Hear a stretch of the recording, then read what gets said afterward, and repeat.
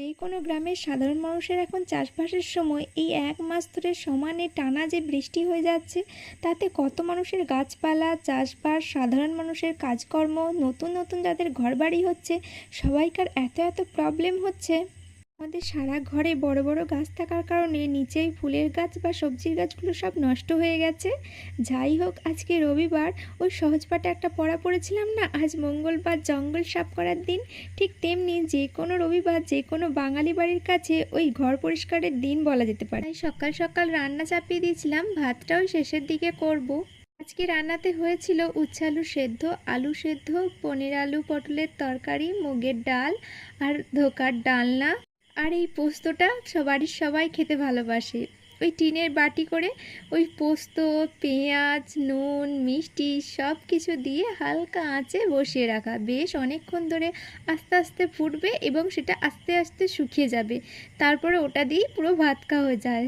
আমাদের বাড়ির এটা সবাই খুব পছন্দ করে, আমার তো খুব ভালো লাগে। আমি ওই জল ঢেলে ভাত খেতে এটা দিয়ে ভীষণ পছন্দ করি।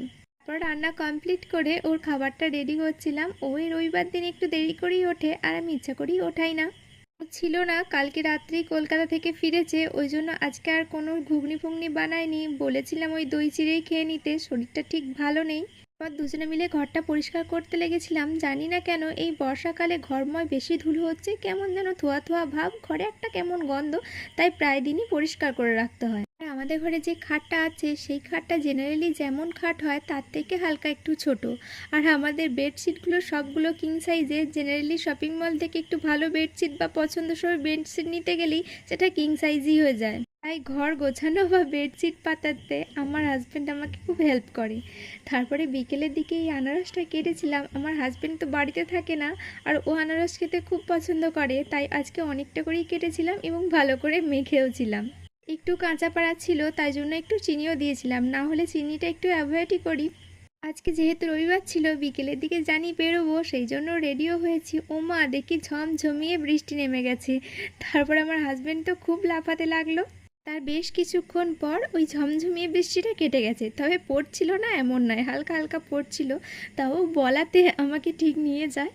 তখন ওই প্রায় 7টা বেজে গেছে, তা সত্ত্বেও আমরা গিয়েছিলাম। কেন জানি না, রবিবার বিকেলে গিয়ে গিয়ে এমন অভ্যাস হয়ে গেছে, বিয়ের পর থেকে না গেলে কেমন সারা সপ্তাহের মনটা খারাপ থাকে। আমারও থাকে, আমার হাজব্যান্ডেরও থাকে। বেরোনোর পর আমার নিজেরই খারাপ লাগছিল, বড় বড় গর্তগুলোতে অনেক জল জমেছিল এবং কাদা থাকার কারণে বারবার স্লিপ কাটছিল। তারপর ওই খাওয়া দাওয়া করেছিলাম, তারপর একটু ডিম কিনতে গিয়েছিলাম। আমাদের ডিমটা বেশ লাগে, এখানে কেজি দরেও ডিম পাওয়া যায়, আবার ডবল ডিমের কুসুমেরও ডিম পাওয়া যায়। ডিম আবার 100 টাকা করে কেজি। তারপরে একটু চিকেন নিয়ে বাড়ি চলে এসেছিলাম। রাত্রেবেলায় ওই চিকেনটাই বানিয়েছিলাম।